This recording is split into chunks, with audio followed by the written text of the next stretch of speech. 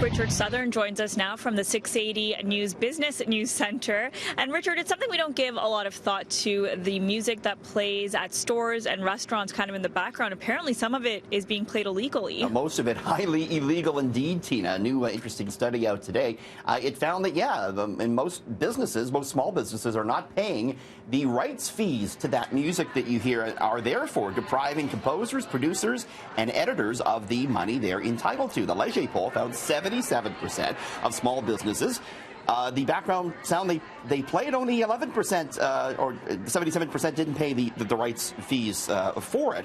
Canadian law states that if you play music in a business, you must obtain authorization and a license from the rights holder.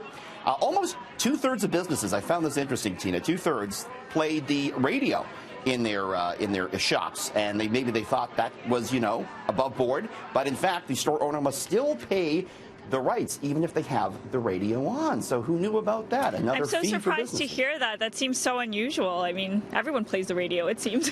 All the more reason to maybe put 680 News on your business. I'm terrible. I know it's a horrible plug, Tina, but it's true.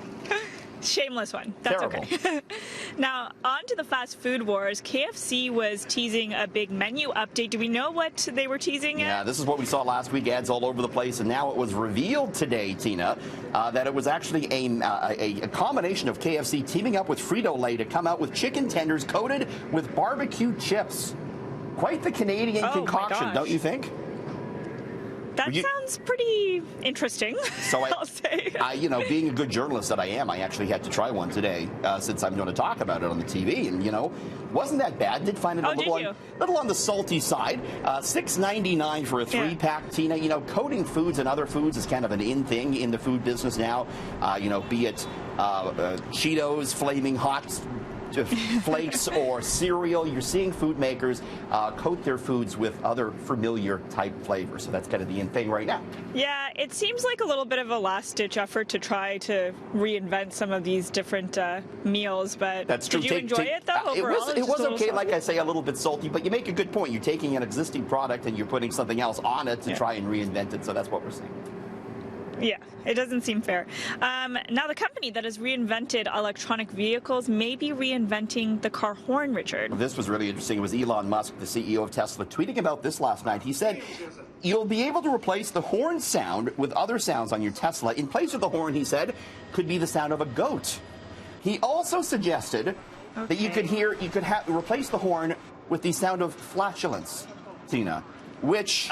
That sounds really confusing and like a huge distraction while very you're much. driving. Very, very rude indeed.